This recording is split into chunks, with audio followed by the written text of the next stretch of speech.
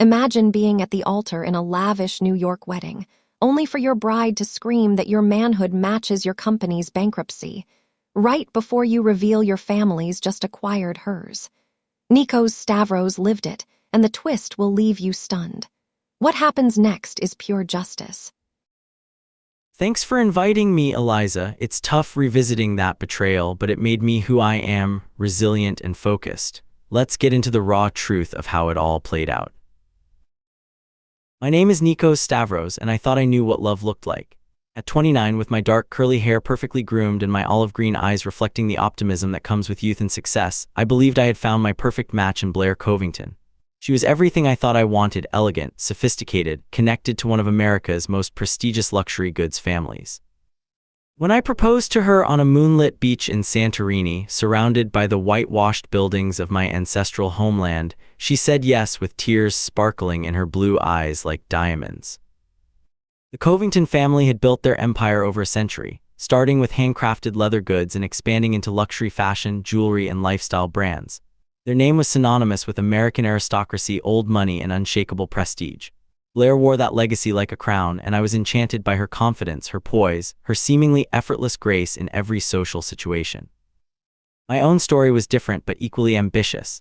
My father, Dimitri Stavros, had immigrated from Greece with nothing but determination and a brilliant mind for logistics. He built Stavros Global from a single shipping container into one of the world's most powerful supply chain and logistics empires. While the Covingtons sold luxury, we moved the world's goods. Different kingdoms, but both built on the foundation of hard work and vision. I had inherited my father's entrepreneurial spirit, but channeled it into technology. My company, Nexus Innovations, specialized in cutting-edge software solutions for supply chain optimization and artificial intelligence-driven market analysis. We were small but revolutionary, developing proprietary algorithms that could predict market trends with unprecedented accuracy. It was my baby, my passion project, and what I thought would be my contribution to the Stavros legacy. Blair and I had met at a charity gala in Manhattan, one of those glittering events where New York's elite gathered to see and be seen while writing tax-deductible checks. I was there representing Nexus Innovations, having just closed a major contract with a Fortune 500 retailer. She was there as the Covington family's representative, radiant in a midnight blue gown that probably cost more than most people's cars. Our conversation started over champagne and canapés, progressing from polite small talk to genuine intellectual discourse about business, family, and dreams. She seemed fascinated by my technology background, asking thoughtful questions about my algorithms and market predictions. I was captivated by her insights into luxury branding and consumer psychology. We talked for hours, long after the gala's official program had ended. "You have such passion for your work," she had said, her fingers lightly touching my arm as we stood on the venue's terrace overlooking Central Park. "It's refreshing to meet someone who builds things instead of just inheriting them." That comment should have been my first warning sign, but I was too intoxicated by her attention to notice the subtle condescension buried in her words. Looking back, I realized she was already categorizing me, the ambitious outsider who might be useful to her family's interests. Our courtship was a whirlwind of exclusive restaurants, private art gallery openings, and weekend trips to the Covington family's various properties.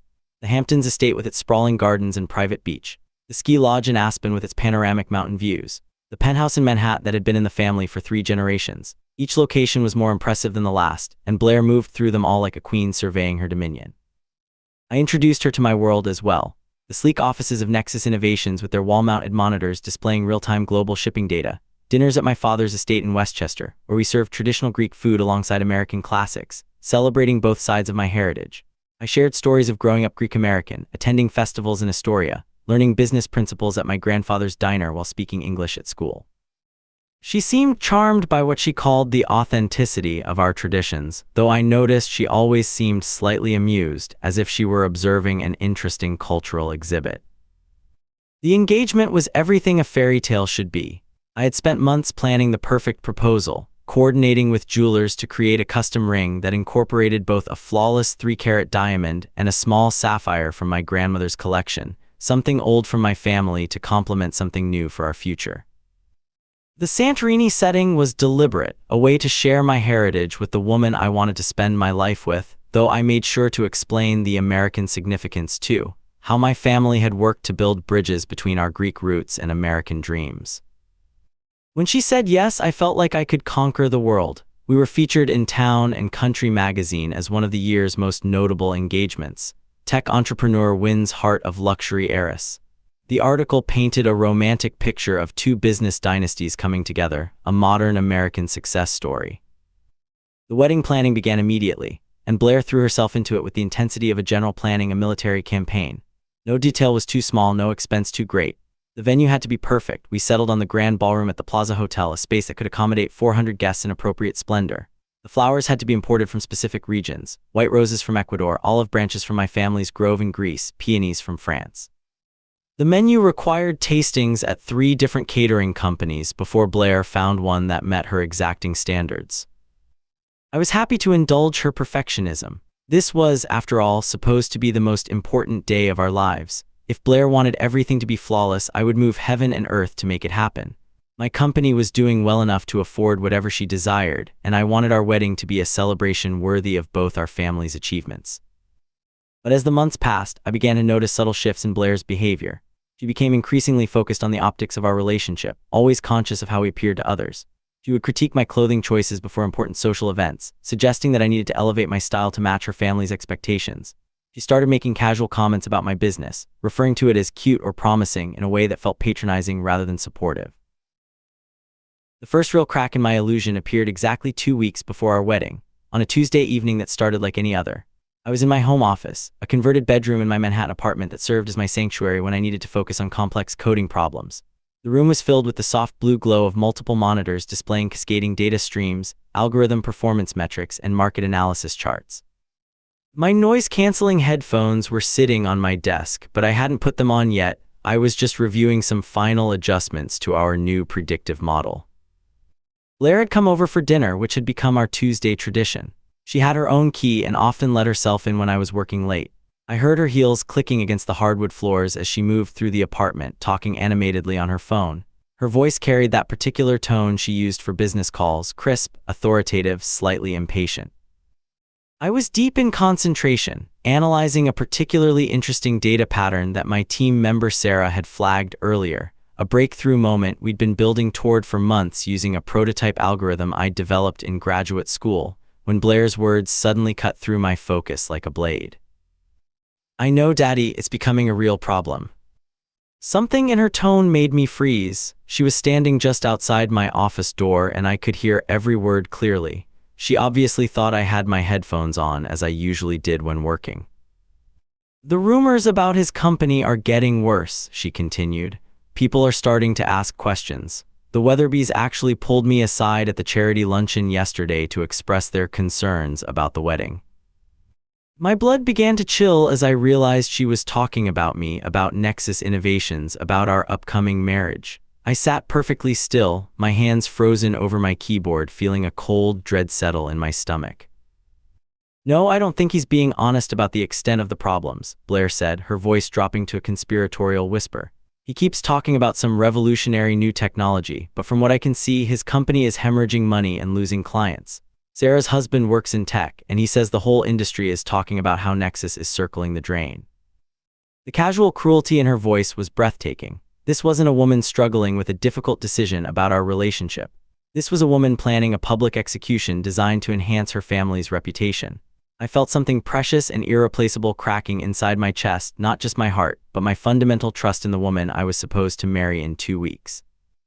"The prenup is ironclad, thank God," she continued. "Harrison made sure of that. Even if his company goes completely bankrupt, the Covington assets are completely protected. But that's not the real issue here."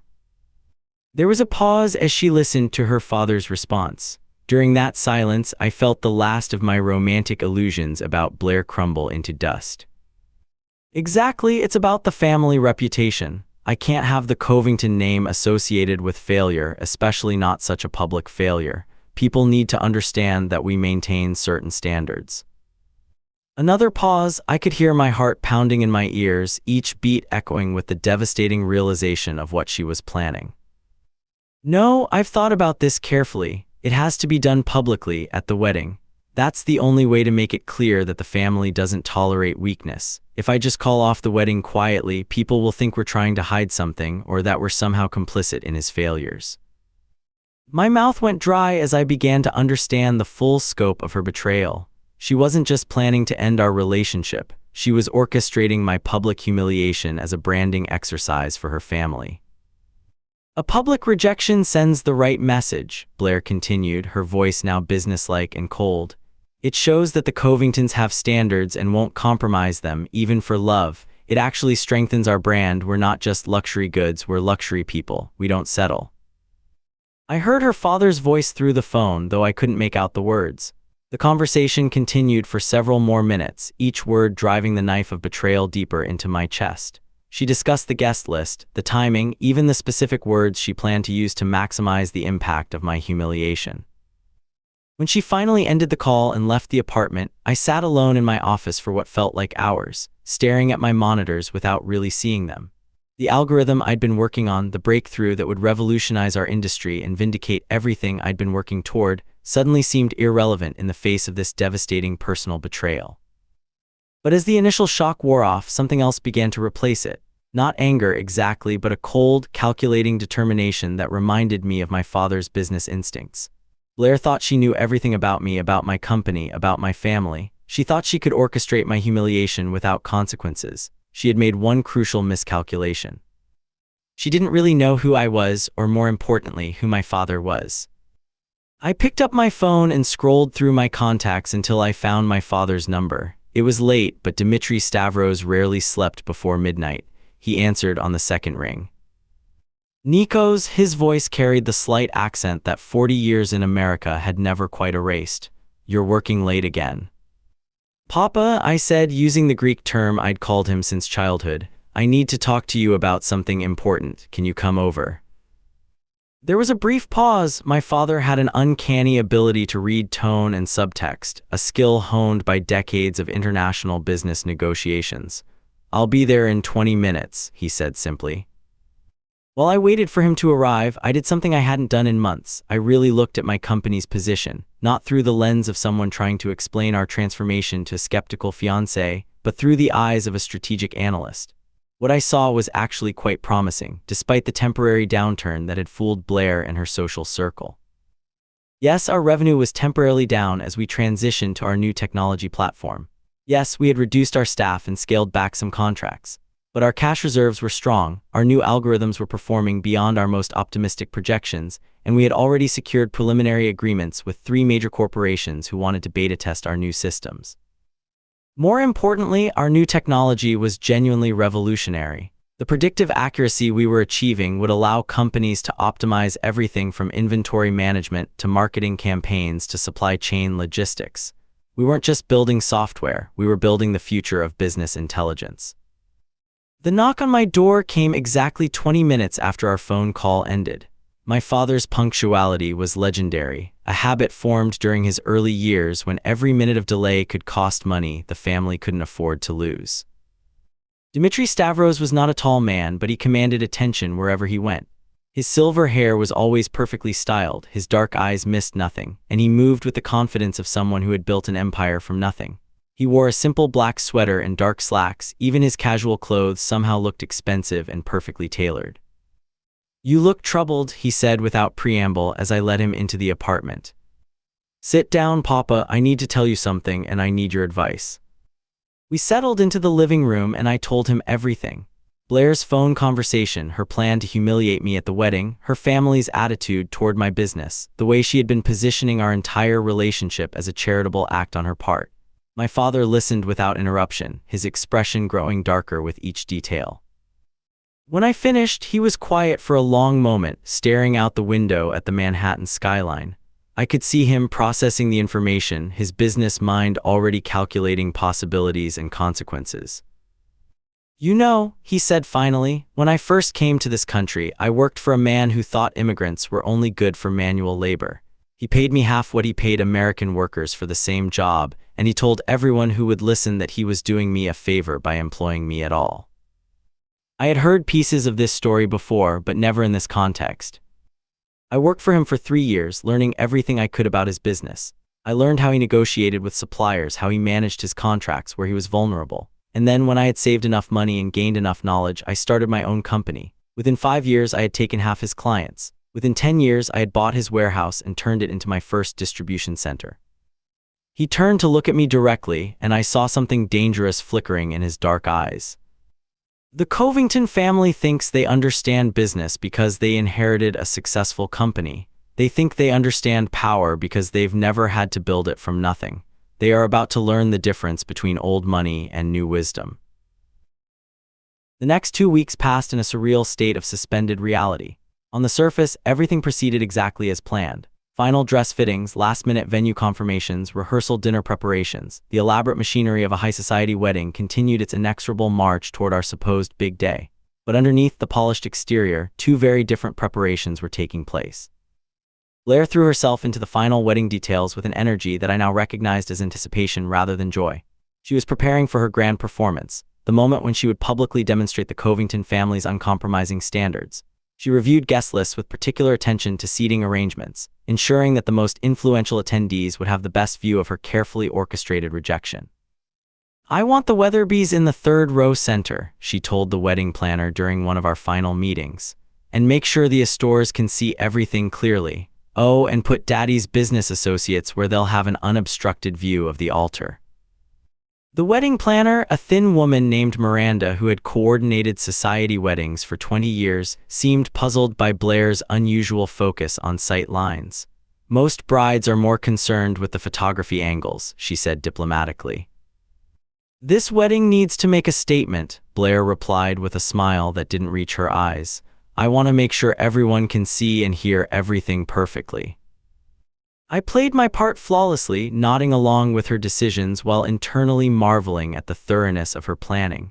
She wasn't just organizing a wedding, she was staging a public relations event designed to enhance her family's reputation at my expense. Meanwhile, my father was conducting his own kind of preparation. True to his word, he had assembled a team of the world's most ruthless corporate strategists and begun what he called the Covington Project. The speed of his operation was possible because Stavros Global had spent decades building strategic relationships with suppliers, manufacturers, and distributors worldwide. My father had cultivated these connections specifically for moments like this, when rapid, coordinated action could achieve what months of traditional negotiation could not. I received daily updates through encrypted messages that read like military dispatches from an economic war zone. Day 3 acquired controlling interest in Bellecourt Manufacturing, primary supplier of Covington's European leather goods. Used existing partnership from 2018 Milan expansion. Transition scheduled for Day 12. Day 5 signed exclusive distribution agreement with Chen Industries, cutting off Covington's access to Asian silk suppliers. Chen owed us favor from Shanghai port negotiations. Effective Day 10. Day 8 purchased Meridian Logistics, handling 60% of Covington's domestic shipping, leveraged their debt crisis and our cash reserves. New terms go into effect Day 11. Each message was signed simply DS, and each represented another piece of the Covington business empire falling under Stavros' control. My father was systematically acquiring every company that Covington Crest depended on, from raw material suppliers to manufacturing partners to distribution networks. The beauty of his strategy was its subtlety. Each acquisition appeared to be a separate business decision, part of Stavros Global's natural expansion into new markets. The Covingtons might notice some disruption in their operations, but they wouldn't see the pattern until it was too late. My father's 4 decades of relationship building and his intimate knowledge of global supply chains made this rapid consolidation possible in a timeframe that would have been impossible for any other company. On Day 10, I received a longer message. Covington showing signs of stress, supply delays mounting. Richard C. called emergency board meeting for tomorrow. Recommend maintaining normal wedding preparations. Final phase begins Day 13. I was amazed by the speed and efficiency of my father's operation. In less than 2 weeks, he had managed to gain strategic control over virtually every aspect of Covington Crest's business operations. The company that had seemed so stable and established was revealing itself to be surprisingly vulnerable to coordinated pressure. During this time, I also made remarkable progress on my own work. Perhaps driven by the knowledge that I would soon need to justify my company's worth in the most public way possible, I achieved a breakthrough that exceeded even my most optimistic projections. The algorithm Sarah and I had been developing, building on my graduate school prototype, was now achieving 97% accuracy in predicting consumer behavior patterns, a level of precision that bordered on prophetic. I had quietly reached out to several major corporations, offering them early access to our beta testing program. The response was overwhelming. Companies that had never heard of Nexus Innovations were suddenly eager to partner with us. Our preliminary contracts were worth more than our entire previous year's revenue. But I kept this success completely private. Blair continued to make casual comments about my struggling little company, and I let her believe her own narrative. The contrast between her perception and reality was becoming almost comical. "I hope you're not too stressed about work," she said one evening as we reviewed the final guest count. "I know things have been difficult lately with your business troubles." "I'm managing," I replied, which was technically true. "Well, don't worry too much about it," she said, patting my hand in a gesture that felt patronizing. "After we're married, Daddy will find something for you in the Covington organization. You'll have job security and you won't have to worry about all this entrepreneurial uncertainty anymore." The casual dismissal of everything I had worked for was breathtaking. She was already planning to absorb me into her family's empire, to transform me from an independent businessman into a grateful dependent. The fact that she thought this was a generous offer revealed just how completely she misunderstood who I was. 3 days before the wedding, I had lunch with my father at his private club in Manhattan. The dining room was filled with the quiet conversations of powerful men conducting business over expensive meals. We sat at a corner table where we could speak freely without being overheard. "Status report," I said quietly. "Complete operational control achieved as of this morning," he replied, cutting into his perfectly prepared salmon. "Covington Crest is now entirely dependent on Stavros-controlled suppliers, manufacturers, and distributors. They don't know it yet, but we own their entire business ecosystem." "How are they responding to the supply disruptions?" "Panic, confusion, and finger-pointing. Richard Covington has been calling emergency meetings all week, trying to understand why everything is suddenly going wrong at once. Their CFO thinks it's just a run of bad luck. Their COO suspects industrial sabotage but can't identify a source. Their head of operations is recommending they diversify their supplier base, which is exactly what we want them to try." "Why?" "Because every alternative supplier they approach is either already under contract with us or will be by tomorrow. The more they struggle to find new partners, the more desperate they become. Desperation leads to poor decision-making, which leads to vulnerability." I felt a twinge of something that might have been sympathy for Blair's family, but then I remembered her phone conversation, her casual cruelty, her plan to humiliate me for her own benefit. They had chosen to make this personal. "When do you make the final move?" I asked. "Tomorrow morning, 18 hours before your wedding. I'll present Richard Covington with an offer to acquire Covington Crest at a substantial premium over market value. Given their current operational chaos, it will seem like a generous lifeline." "And if he refuses?" My father's smile was cold.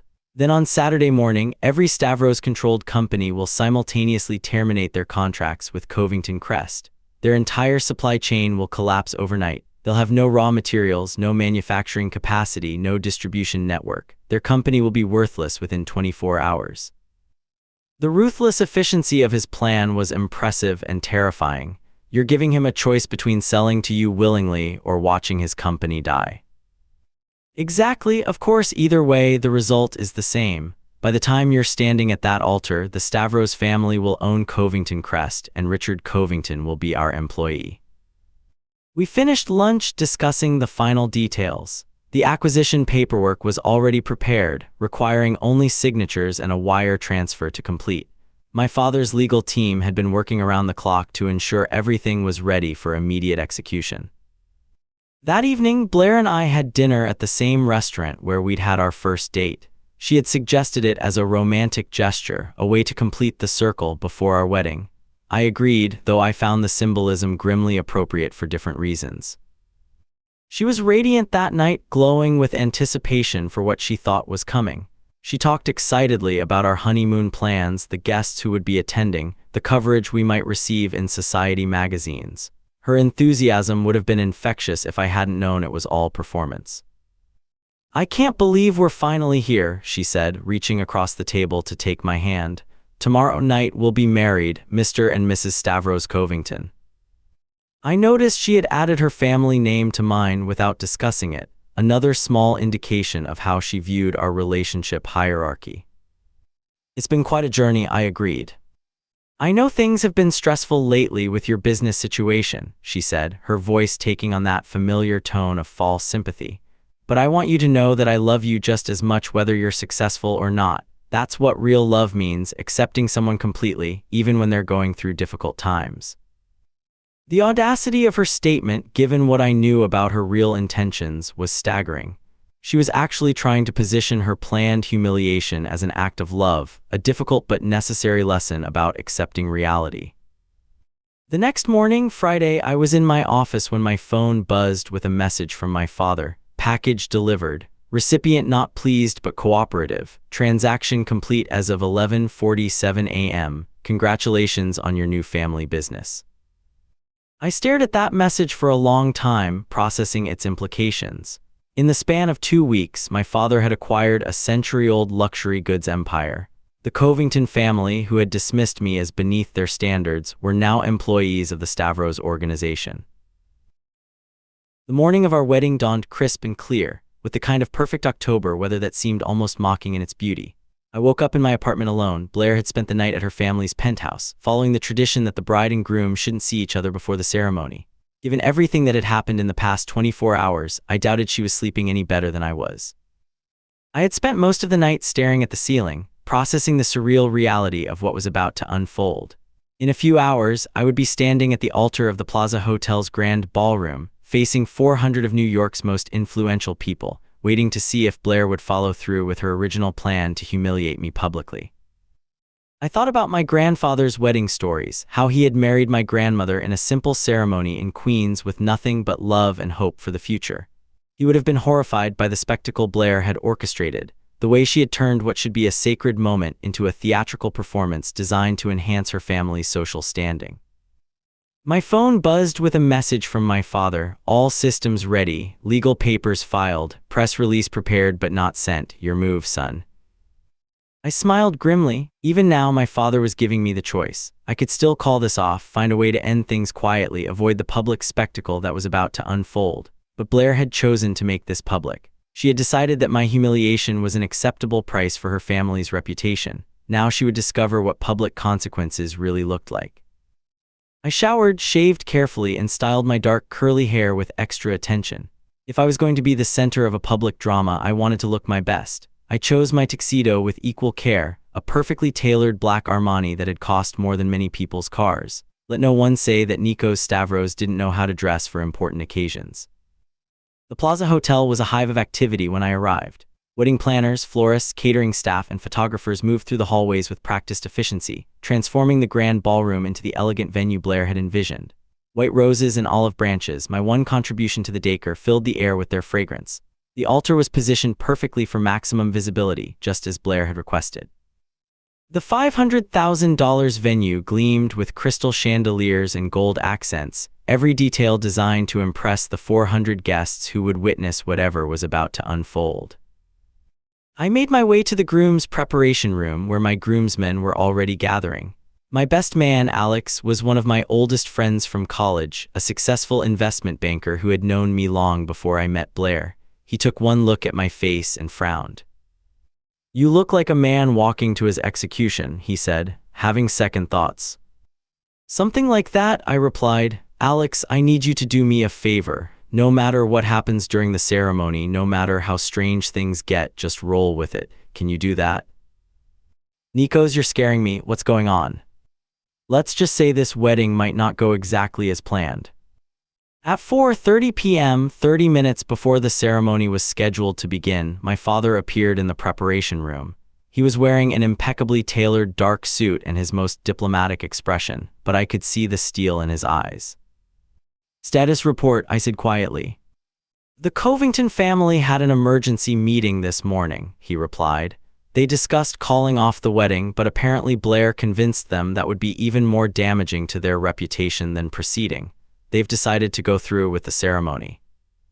And then, unknown, Blair hasn't revealed her intentions to her family. They're as uncertain as we are about what she plans to do.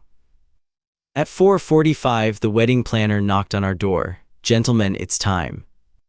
I walked through the hotel corridors toward the grand ballroom with steady steps, my groomsmen flanking me like an honor guard. The soft murmur of 400 conversations grew louder as we approached the ballroom. Through the partially open doors, I could see the assembled guests, New York's elite in their finest formal wear, filling every seat in the perfectly arranged space.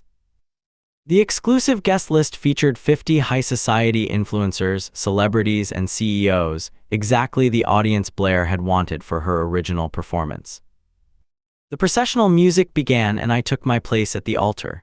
The officiant, a distinguished Episcopal priest who had performed ceremonies for the city's most prominent families, stood beside me with his ceremonial book. The grand ballroom looked magnificent. Blair's planning had been flawless, creating a setting worthy of a royal wedding. I scanned the crowd, noting the faces Blair had specifically wanted to ensure could see everything clearly. The Weatherbys in the third row center, looking appropriately solemn. The Astors with their perfect posture and expensive jewelry. Richard Covington's business associates, men who controlled billions in assets and could make or break reputations with a word. My father sat in the front row, his expression neutral but his presence commanding. Next to him sat my uncle Stavros and my cousin Elena, the only family I had invited. We Stavros men believed in quality over quantity. The bridal party began their procession down the aisle. Blair's bridesmaids, all daughters of prominent families, moved with practiced grace in their pale pink gowns.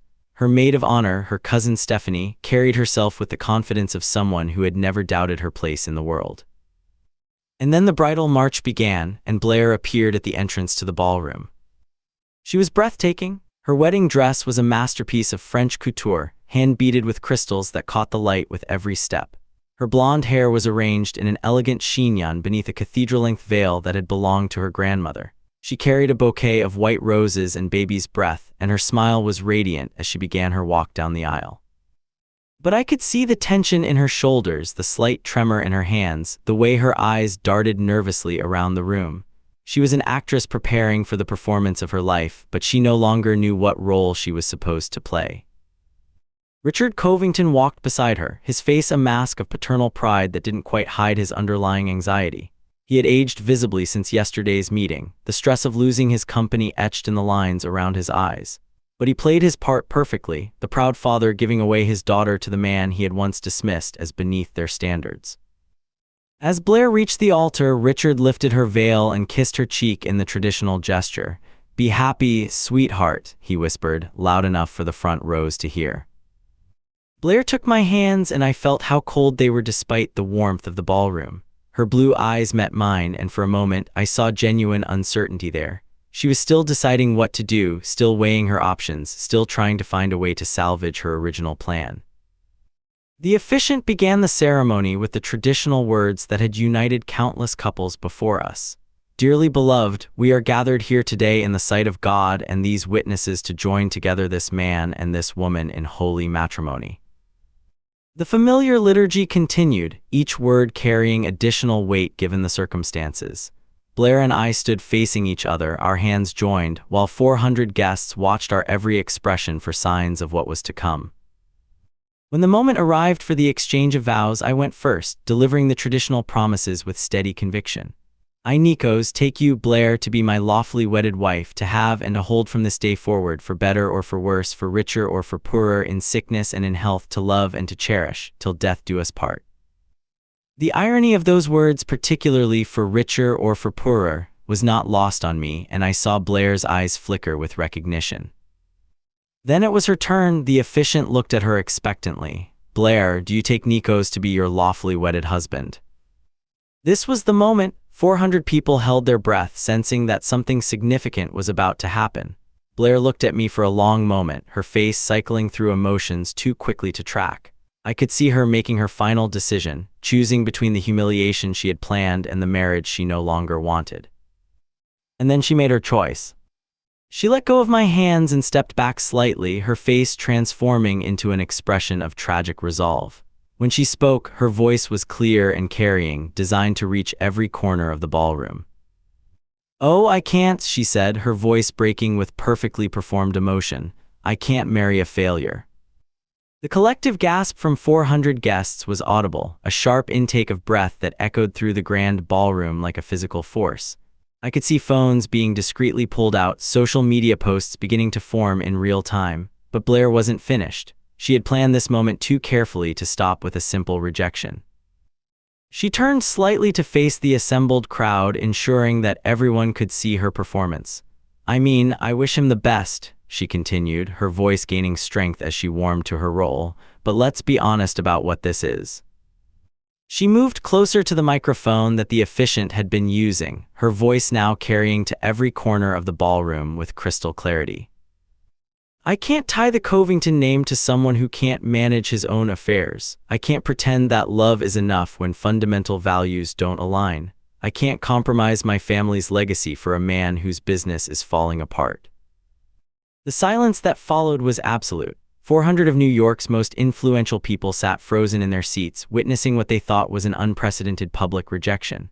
Some looked shocked, others intrigued, a few seemed almost excited by the drama unfolding before them. I could hear the soft clicks of phone cameras, the quiet buzz of messages being sent. But Blair still wasn't finished. She had one more line, the coup de grace that would cement her reputation as the strong woman who chose family honor over personal happiness. She leaned closer to the microphone, her voice dropping to a cruel whisper that somehow carried to every corner of the vast ballroom. "Your dick is as broke as your company." The silence that followed was so complete it seemed to have physical weight. Even the hotel staff, stationed along the walls to assist with the reception, stood motionless, their professional composure cracking in the face of such unprecedented public cruelty. I could see guests' mouths hanging open, phones frozen mid-recording, the collective shock of witnessing something that would be talked about for decades. Blair straightened up, her performance complete, waiting for my reaction. She expected me to crumble, to flush with shame, to stumble away from the altar in humiliation while she stood triumphant, having demonstrated the Covington family's uncompromising standards to the most important audience in New York society. Instead, I smiled. It was a calm, genuinely amused smile, the expression of someone who had just heard a particularly funny joke. I reached for the microphone with steady hands, my olive green eyes never leaving Blair's face.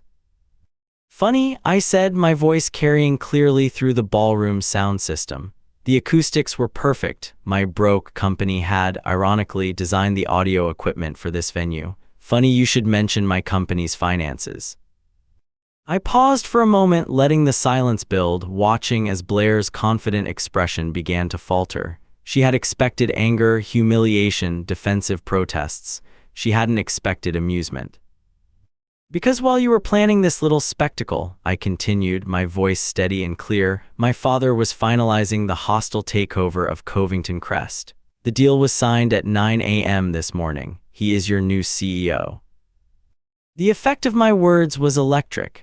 Blair's face went completely white, the color draining from it so quickly that for a moment I worried she might faint. Her mouth opened and closed soundlessly, her carefully planned performance collapsing into genuine shock.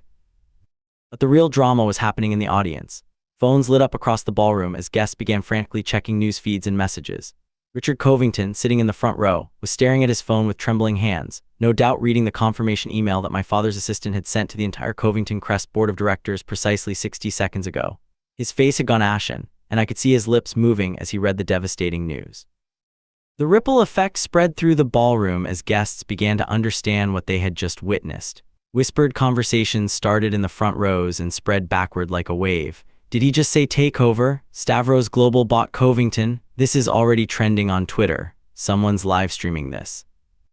I turned my attention back to Blair, who was still frozen in shock at the altar. "So you're right," I said, my voice devoid of malice, carrying only the weight of absolute truth. "You can't marry me. As of this morning, my family has a very strict policy against fraternizing with the help."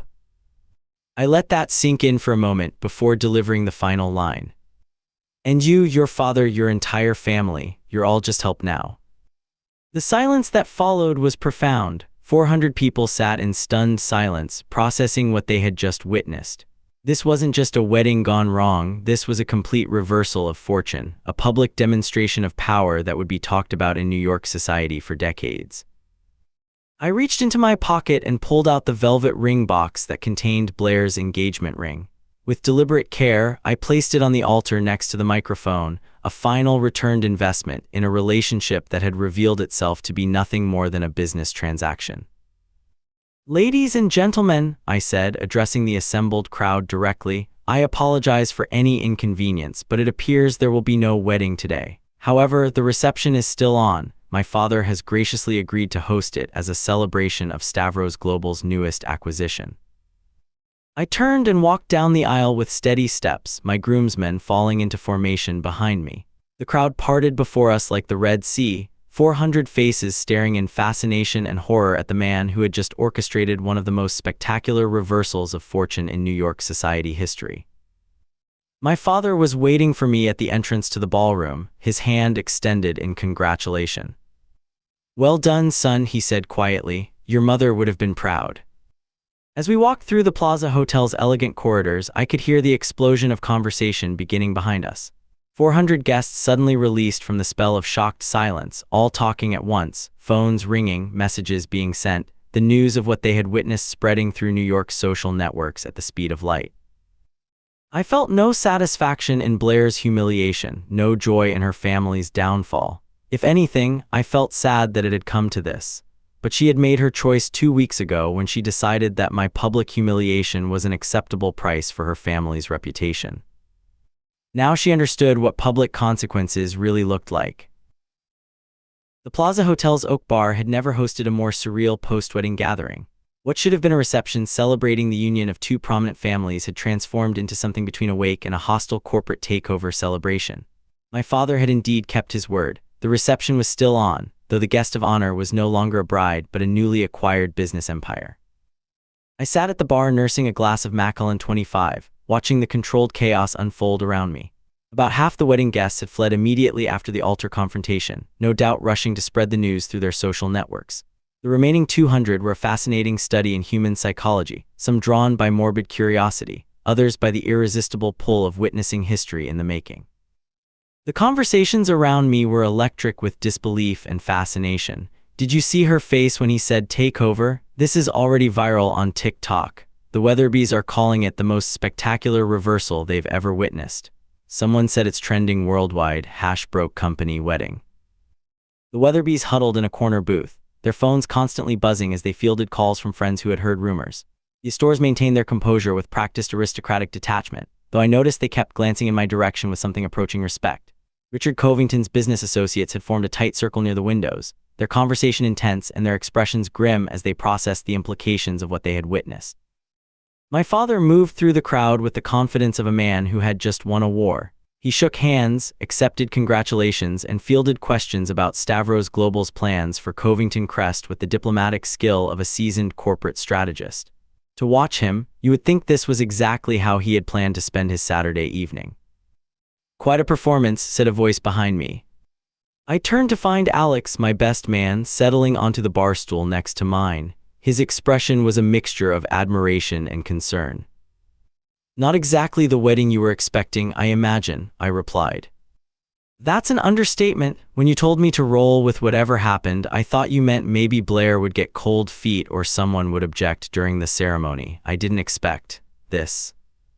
He gestured around the bar, where clusters of New York's elite were engaged in animated conversations about corporate warfare and social humiliation. "Want to tell me what really happened here?" Alex asked. I gave him the abbreviated version: Blair's plan to humiliate me, my father's strategic response, the weeks of careful preparation that had led to this moment.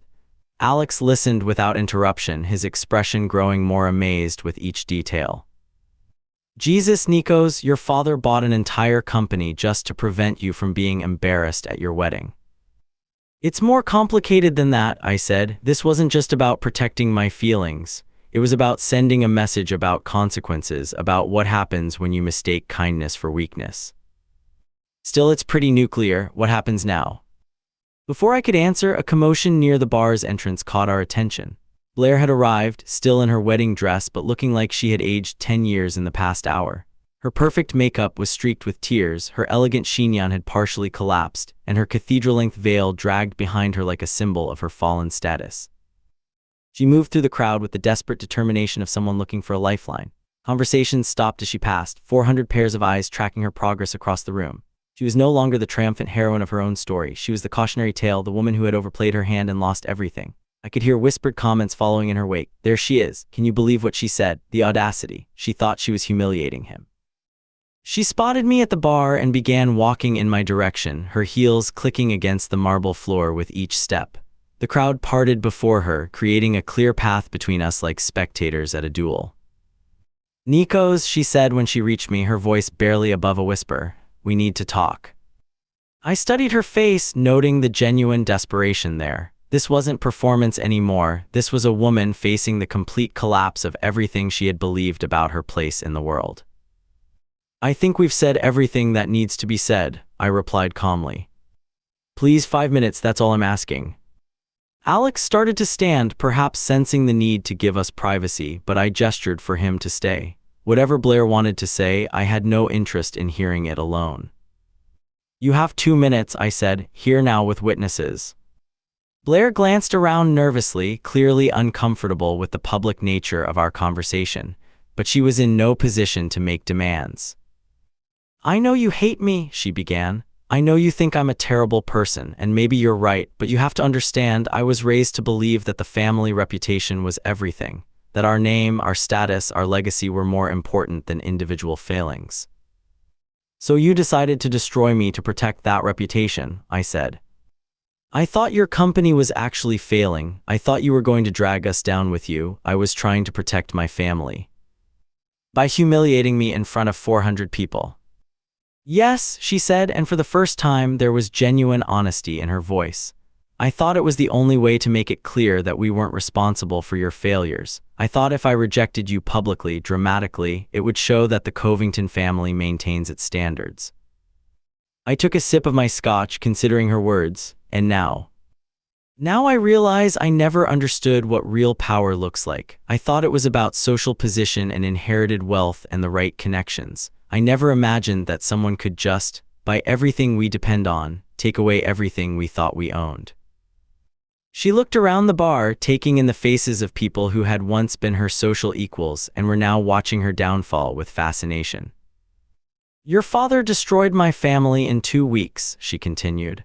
"Systematically, methodically, completely. We went from being one of New York's most established families to being employees of your company. Do you have any idea what that feels like?"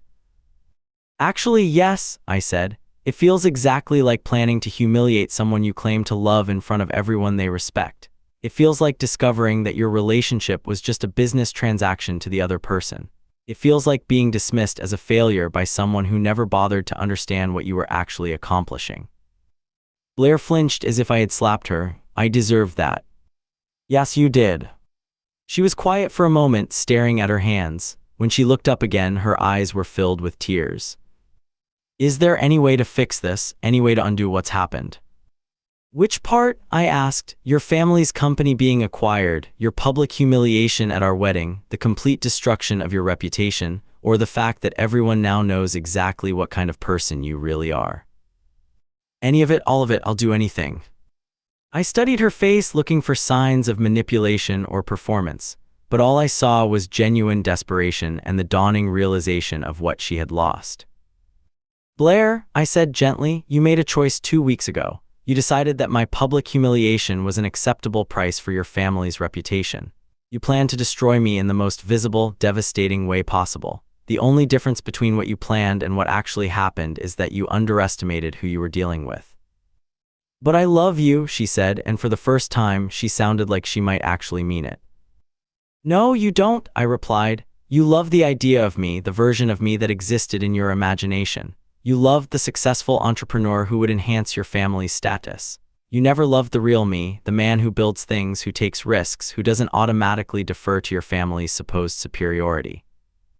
I stood up, signaling that our conversation was over.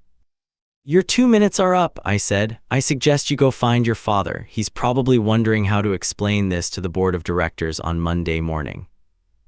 Blair opened her mouth as if to say something else, then seemed to realize the futility of it. She turned and walked away, her wedding dress trailing behind her like the remnants of a shattered dream. Alex whistled softly. "That was brutal." "She earned it," I said, though I felt no satisfaction in saying it.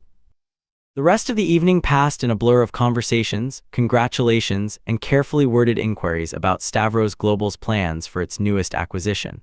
My father handled the business discussions with his usual diplomatic skill, while I found myself the center of attention from people who had previously dismissed me as Blair's amusing side project.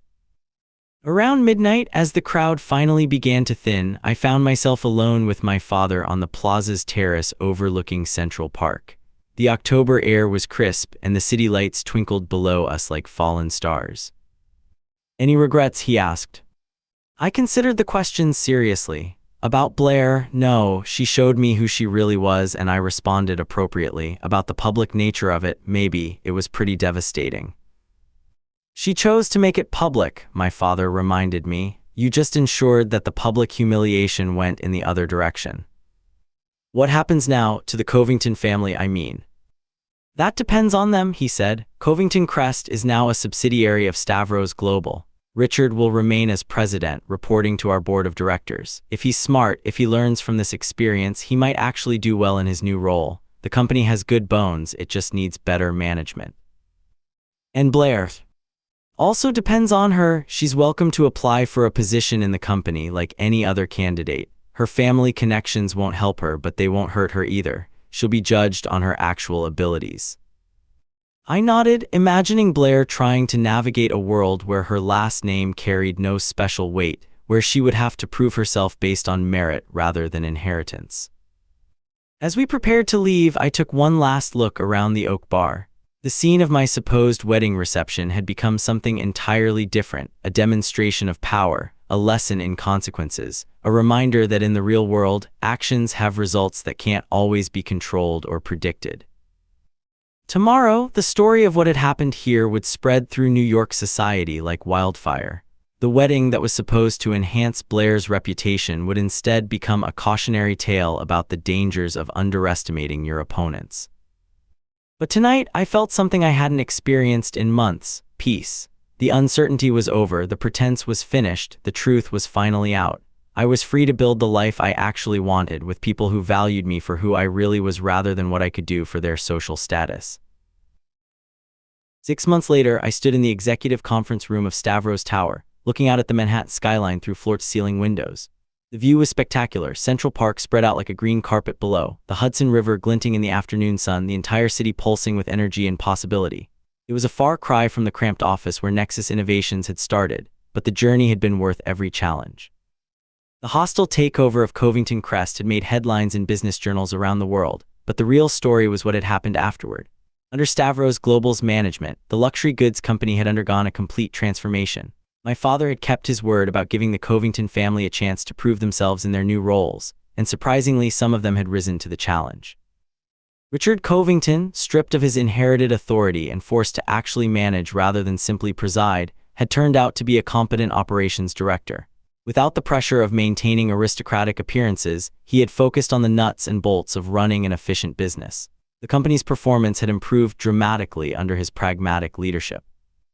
Catherine Covington had surprised everyone by revealing a genuine talent for brand management and customer relations.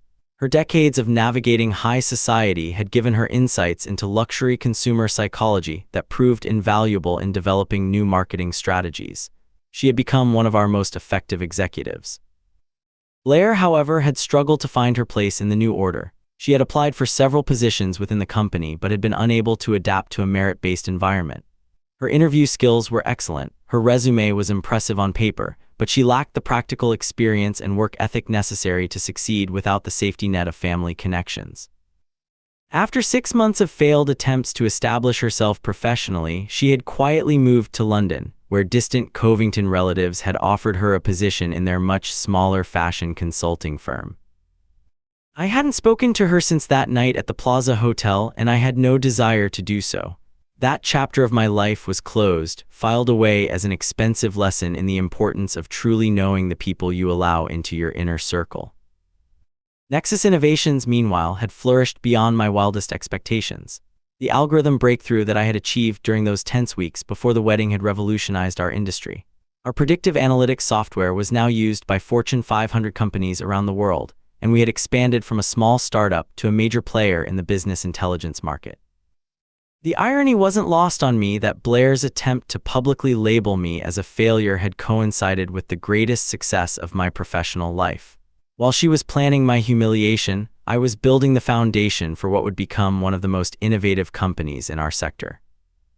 "The quarterly reports are impressive," said Eliza Stavros, my cousin and now Nexus Innovations Chief Operating Officer. She had joined the company 3 months earlier, bringing her Harvard MBA and natural business instincts to help manage our rapid growth. "Revenue is up 340% from last year, and we're projecting even stronger growth in Q3. "The new contracts are performing well?" I asked.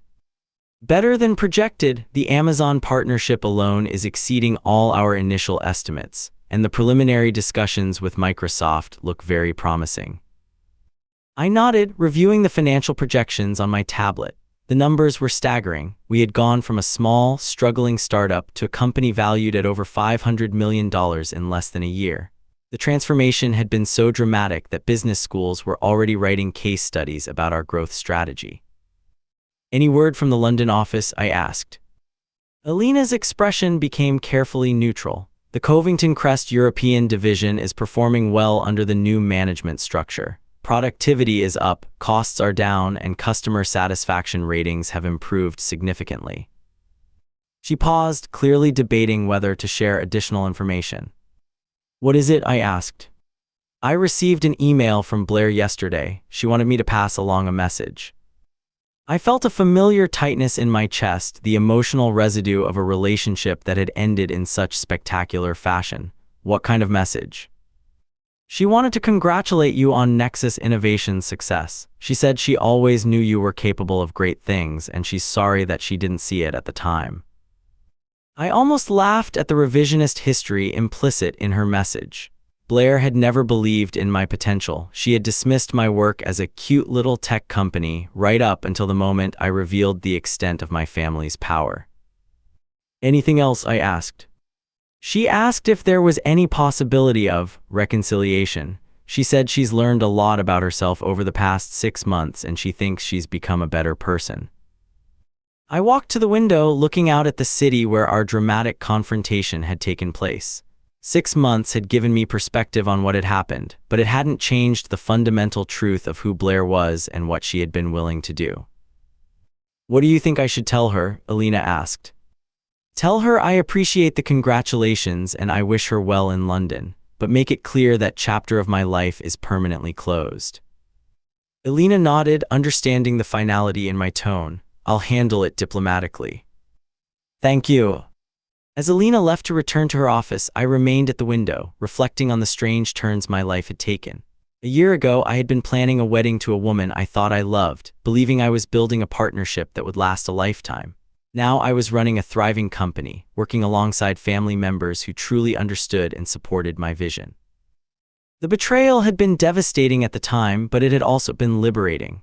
Blair's rejection had forced me to confront some uncomfortable truths about our relationship, about the compromises I had been making, about the ways I had been diminishing myself to fit into her world. My phone buzzed with a text from my father. "Dinner tonight, I have some news to share." I smiled, typing back, "Of course, the usual place." "Yes, 7 p.m. The usual place was a small Greek restaurant in Queens, far from the Manhattan establishments where we conducted most of our business. It was owned by a family friend who had immigrated around the same time as my father, and it served the kind of authentic food that reminded us both of our roots while celebrating the American dream we had built together. That evening, I found my father already seated at our regular table in the back corner of the restaurant. He was reading a Greek newspaper and sipping coffee that was probably strong enough to dissolve metal. He looked up as I approached, his face breaking into the warm smile he reserved for family. "Nikos," he said, standing to embrace me in the traditional Greek manner. "You look well. Success agrees with you." "Thank you, Papa. You said you had news." "I do, but first let's eat. Maria has prepared something special for us tonight." The meal was spectacular as always. Grilled octopus, lamb with lemon and herbs, fresh bread that was still warm from the oven. We talked about business, family, and the latest developments in Greek politics while we ate. It wasn't until we were sharing a piece of baklava and drinking strong coffee that my father brought up his news. "I've been thinking about succession planning," he said without preamble. I nearly choked on my coffee. "Succession planning? Papa, you're only 62. "Exactly, the perfect age to begin thinking about the future of Stavros Global." I've built this company over 40 years and I want to ensure it continues to thrive for the next 40. What are you thinking? I'm thinking that you've proven yourself capable of building and managing a successful enterprise. Nexus Innovations is a remarkable achievement, and you've handled the growth brilliantly. I felt a flutter of anticipation in my chest, and I think it's time for you to take a more active role in the overall Stavros global operations. Not immediately, you're still needed at Nexus Innovations. But over the next 5 years, I'd like you to gradually transition into a leadership role across all our companies. The magnitude of what he was suggesting hit me like a physical force. Stavros Global wasn't just a logistics company, it was a diversified empire that included shipping, manufacturing, real estate, and now luxury goods. Taking over its leadership would make me one of the most powerful business executives in the world. That's incredible, Papa, but are you sure I'm ready for something that big? 6 months ago, you orchestrated one of the most brilliant strategic responses I've ever witnessed. You turned a personal attack into a business opportunity, demonstrated remarkable restraint under pressure, and showed that you understand how real power works. If you're not ready now, you will be soon. He leaned back in his chair, studying my face. Besides, the Covington acquisition has opened up new possibilities for expansion. Luxury goods are a natural complement to our logistics operations, and there are opportunities for vertical integration that could be very profitable. You understand both sides of that equation better than anyone. I thought about the implications of what he was offering. Leading Stavros Global would mean responsibility for thousands of employees, billions in assets, and business relationships that span the globe. It would also mean following in my father's footsteps, carrying on the legacy he had built from nothing. I'm honored that you would consider me for this, I said, but I want to make sure I earn it, not just inherit it. My father smiled, the expression carrying decades of pride and affection. Nikos, you've been earning it your entire life. The way you handled the Blair situation just confirmed what I already knew. You have the intelligence, the integrity, and the strength to lead this family's enterprises. We talked for another hour, discussing timelines, transition strategies, and the specific skills I would need to develop. By the time we left the restaurant, I had a clear picture of the next phase of my life, and it was more exciting than anything I had previously imagined. As we stood outside the restaurant, my father put his hand on my shoulder in the gesture that had comforted me since childhood. You know, he said, your mother always said that the greatest gift we could give you wasn't money or position, but the knowledge that you could build something meaningful with your own hands and mind. I think she would be very proud of what you've accomplished. I hope so, I said. I try to honor her memory in everything I do. You do, son, every day. As I drove back to Manhattan, I reflected on the strange journey that had brought me to this moment. A year ago, I had been focused on a wedding that I thought would define my future. Tonight, I was contemplating a business empire that would shape not just my life, but the lives of thousands of others. The betrayal that had seemed so devastating at the time had actually been a gift. It had forced me to discover my own strength, to understand my real worth, to build something genuinely mine rather than simply joining someone else's legacy. Blair had been right about one thing: actions do have consequences. Her attempt to destroy me had ultimately led to my greatest triumphs. My father's response to her attack had not only protected me but had opened doors I hadn't even known existed. As I pulled into the parking garage of my apartment building, I felt a deep sense of gratitude for the way things had worked out. I had lost a fiancé who never really loved me, but I had gained a clearer understanding of my own capabilities and potential. The future stretched ahead of me, full of challenges and opportunities that I was finally ready to embrace. I was no longer the man who had stood at that altar 6 months ago, hoping for acceptance from people who would never truly value him. I was Nikos Stavros, and I was just getting started. Nikos, thank you for bravely sharing your story. It highlights how mistaking inherited status for real power can backfire spectacularly, teaching us that underestimating someone's grit and integrity invites its own downfall. Your turnaround shows betrayal can catalyze profound growth and success. I'm Eliza Quinn, and remember, here on Wedding Day Justice, veils off, justice on.